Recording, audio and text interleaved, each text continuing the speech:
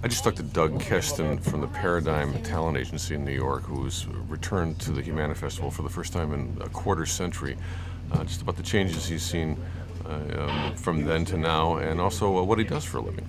I'm a big theater junkie, but I'm the head of the commercial department at Paradigm in New York City, and we work with lots and lots of theater artists, getting them voiceovers and commercials to help supplement their theater habit. And I was invited last year, and unfortunately I wasn't able to come, and they were nice enough to invite me again this year, and I'm thrilled to be here because I was here about 25 years ago at the industry weekend, but just for the fun of it, because I tagged along with a bunch of casting directors and agents at that time that were coming, and some literary agents.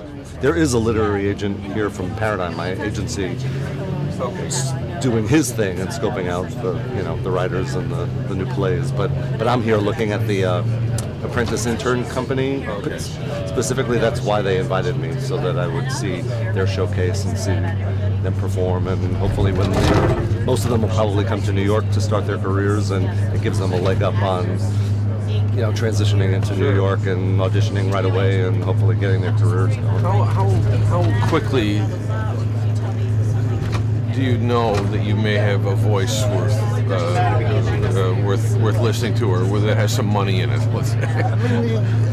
I don't head up the voiceover department. That's somebody else. But I've been an agent for 34 years, and I've represented people for voiceovers, and I've started some successful voiceover careers.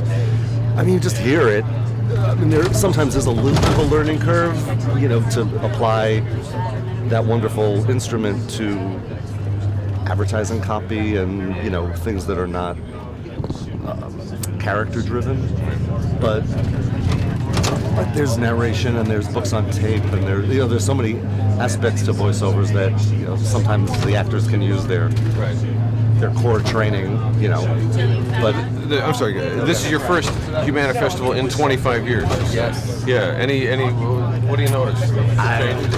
Well, just physically the place is even more impressive, the changes in the lobby and just the restaurant downstairs, and it's thrilling to see it thriving and just such great shape. Right. It's an unlikely long-running success story, I think, because when they started, they really didn't have much competition in new play development, and now it's in probably all 50 states, in a way. I wonder what you think.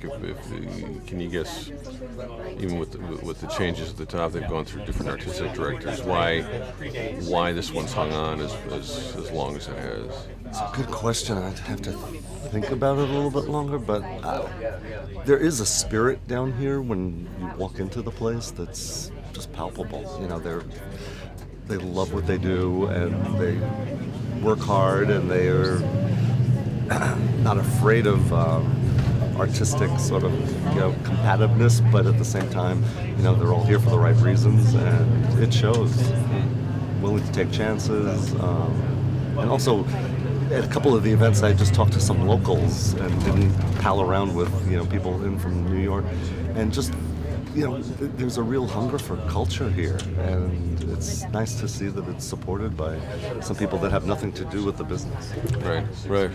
Good. I mean, you find that in New York too, needless to say, but maybe not to quite the extent that it's visible, at least during this weekend here. Right. Good. Thank you. My pleasure. Appreciate it. Sure.